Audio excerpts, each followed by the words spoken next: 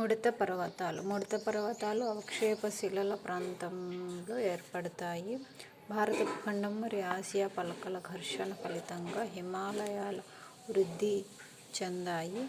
ముడతలలో అపనతిలు పర్వతాలని, అభినతిలు లోయలని పిలుస్తారు.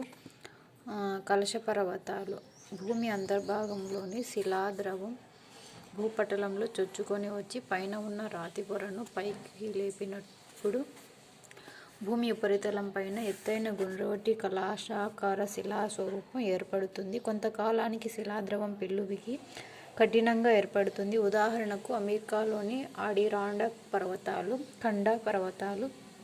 భూపటలంలోని రాతి పొరలు పైకి ఉబ్బుకుతున్న శిలాద్రవం మూలంగా ఒత్తిడికి తట్టుకోలేని స్థితిలో అవి పగిలిపోతాయి. ఆ పగుళ్లను భ్రంశాలు అంటారు. భ్రంశాల మధ్య ఉన్న భూభాగము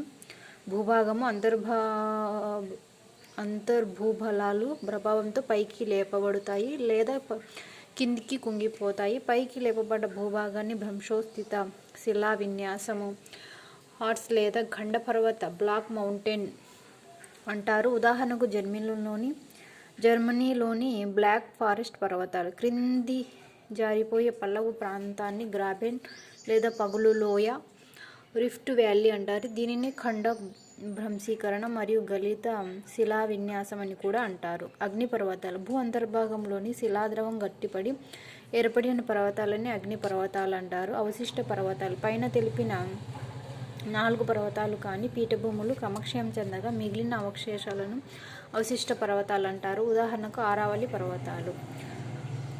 అవశిష్ట పర్వతాలకు ఉదాహరణ ఆరావళి పర్వతాలు. పీఠభూములు భూపటలం ఉత్థానం చెందగా అప్లిఫ్ట్ పీఠభూములు ఏర్పడతాయి. వీటిని విరూపకారక పీఠభూములు, టెక్టోనిక్ ప్లేట్స్ అంటారు. ఇవి 2 రకాలు: పర్వతాంతర పీఠభూమి, పర్వతపాద పీఠభూమి.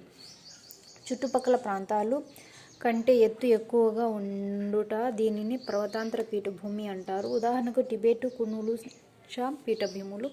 చుట్టుపక్కల ప్రాంతానికి సముద్ర మట్టానికి తక్కువ ఎత్తులోను తక్కువ వాలు ఉన్న పీఠభూములు పర్వతపాద పీఠభూములు అంటారు. ఉదాహరణకు దక్కన్ పీఠభూమి. లావా వల్ల ఏర్పడిన వాటిని లావా పీఠభూములు అంటారు. నదుల క్రమక్షయం ముక్కలైన పీఠభూములను ఛేదించబడిన పీఠభూములు అంటారు. మైదానాలు సముద్ర మట్టం కంటే సుమారు 160 మీటర్లు ఉండే సువిశాల పల్లపు ప్రాంతాలను మైదానాలు అంటారు. నిక్షేపిత మైదానాలు నదులు ఎక్కువ ప్రాంతంలో అవక్షేపాలను నిక్షేపించటం వల్ల ఏర్పడే మైదానాలను వరద మైదానాలు అంటారు. నది ముఖద్వారం వద్ద ఏర్పడే మైదానాన్ని డెల్టా మైదానం అంటారు.